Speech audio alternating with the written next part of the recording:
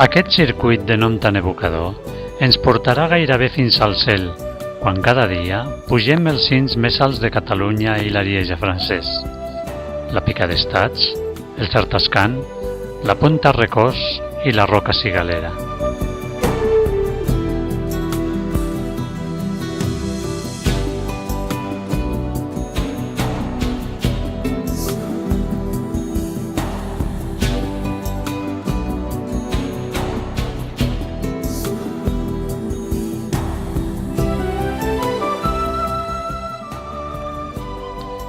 Igualment, el color que veiem als estanys és el reflexe del cel, i des de l'impressionant llac de Certascan, que és el llac natural més gran dels Pirineus, també passarem pels estanys blaus, Romedos, Sotlló i un llarg etc.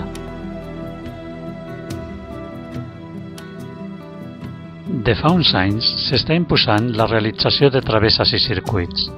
Caminar uns dies ens dona una visió d'una regió molt més ampla que quan tan sols tenim com a objectiu guanyar un cim i els refugis de muntanya s'han tornat imprescindibles.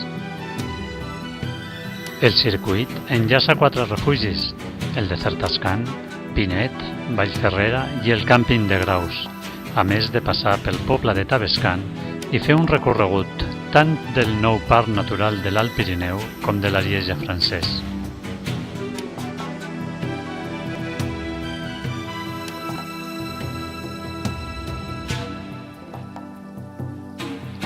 El desnivell acumulat és superior als 11.000 metres i la distància de 65 quilòmetres.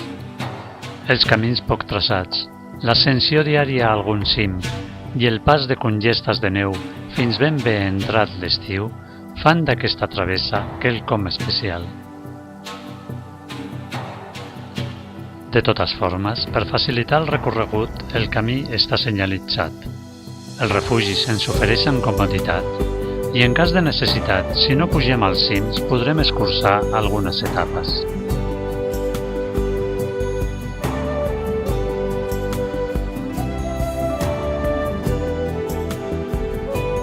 A part de la modalitat de travessa, hi ha muntanyencs més exigents que es volen posar a prova i realitzen el recorregut en menys de 36 i fins i tot en menys de 24 hores.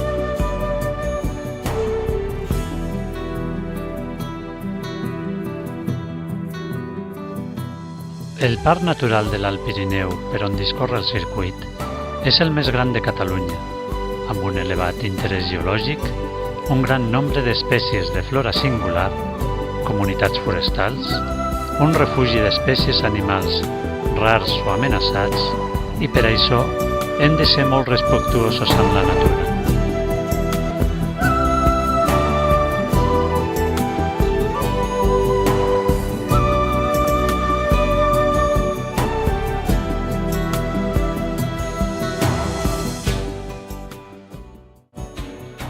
El primer dia ens porta del poble de Tavascan fins al càmping Bordes de Graus. Només caminarem poc més d'una hora, per la qual cosa podrem arribar tranquil·lament del viatge, fer una volta per Tavascan i començar la ruta.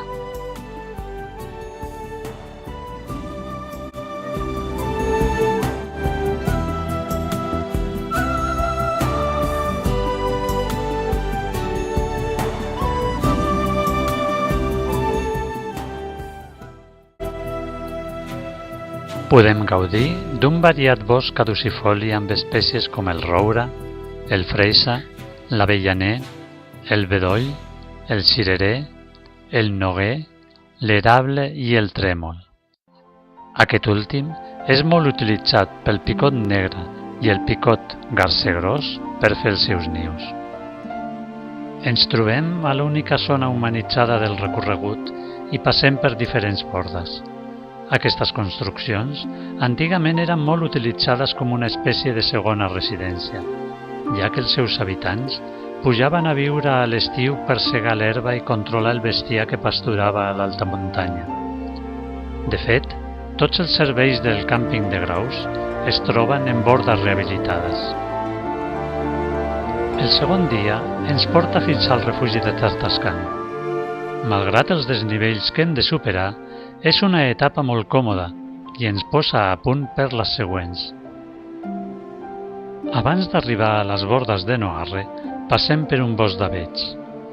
Aquest arbre majestuós, que pot arribar als 40 metres d'alçada i tenir més d'1 metre de diàmetre, és molt escàs a Catalunya.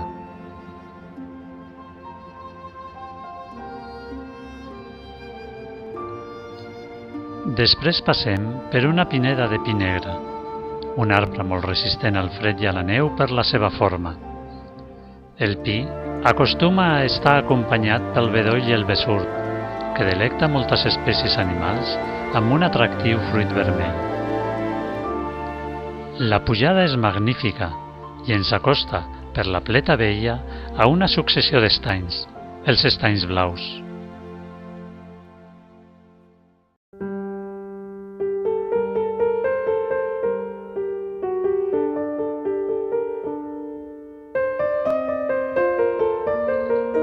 Només ens resultarà una mica dura la pujada final al pic de Xartascan de 2.853 metres, des d'on albirem una panoràmica excepcional.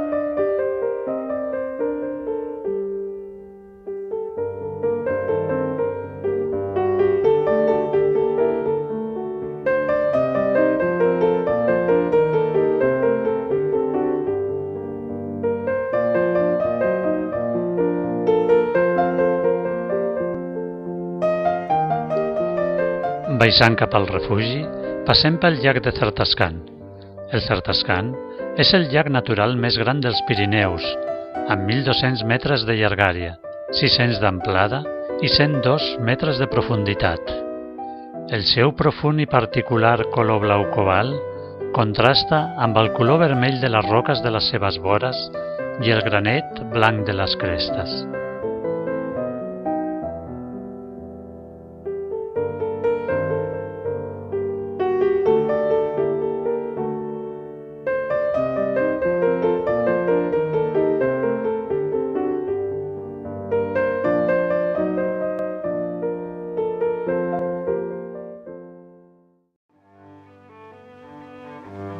El tercer dia ens porta al refugi francès de Pinet. El terreny no ens dona descans i s'enfila per dretes pujades on els camins gairebé no existeixen. La primera sorpresa la tindrem amb la cascada de Xartascan, a la que segueix l'estany Romedo de Dalt, amb la seva petita illa paradisíaca.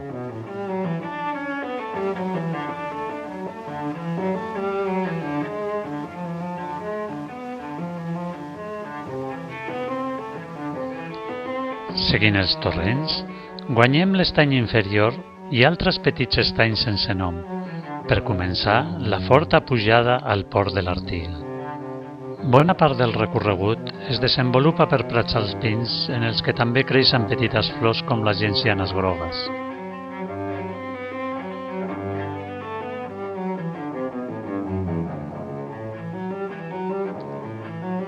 Les gencianes blaves,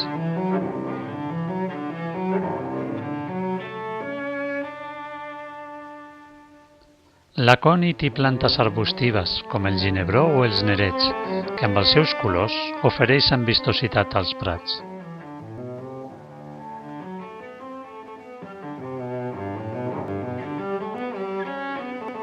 Als mesos d'estiu pasturen vaques, egües i ovelles, que mantenen a ratlla el creixement dels prats i en cas de mort accidental serveixen d'aliment al voltor i al trencalòs, espècie amenaçada que aquí ha trobat un refugi.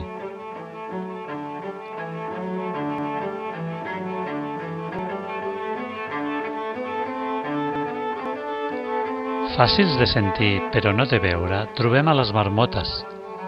Si bé, el rei indiscutible de les alçades és l'isard, força fàcil de veure malgrat que surti fugint al nostre pas.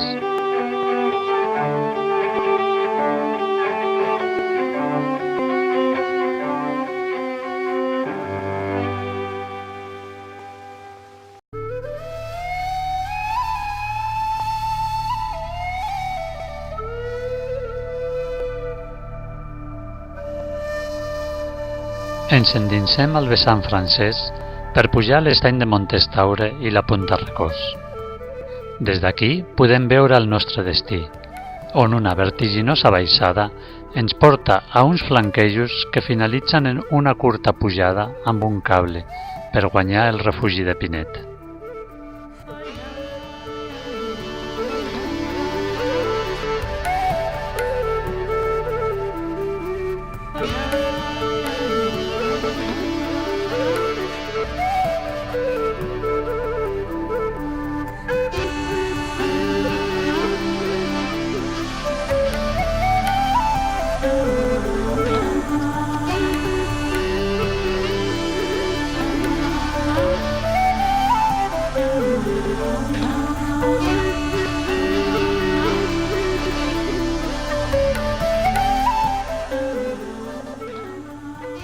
El quart dia, la pujada no ens dona descans i el pendent és gairebé continu a tota l'ascensió. Passem pels estanys d'Estats i Montcalm en un terreny aspre i rocós d'esquistos fracturats per les glaçades per guanyar el cim de la pica d'Estats.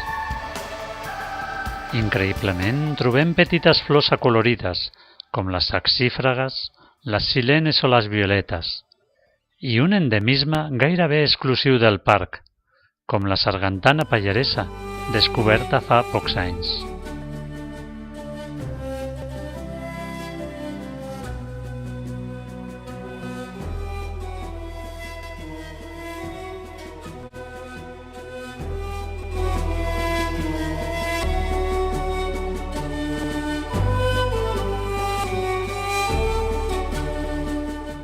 Ràpidament, guanyem el cobejat i emblemàtic cim de la Pica d'Estats, de 3.143 metres d'alçada i sostre de Catalunya.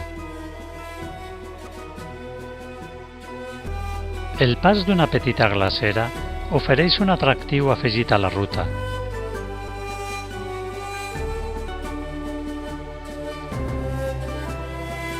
Després d'una tartera passat el port de Sotlló, ens porta als estanys d'Estats i de Sotlló, on podrem fer una bona parada per recuperar forces abans dels flanquejos fins al refugi. Els estanys s'han format per l'excavació dels antics glaciars de la regió que assolien gruixos superiors als 400 metres. Alguns d'aquests llacs han anat desapareixent, reomplerts per l'aportació de sediments i han donat lloc a les molleres o als aiguamolls.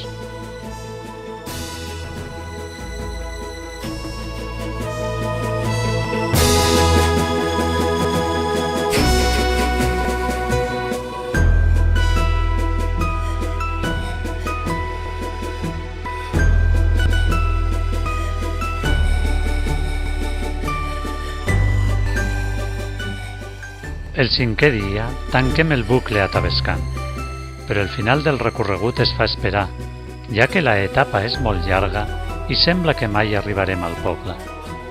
Passem els impressionants boscos d'avets de la Vallferrera que ens porten a la zona lacustre de Bavorte.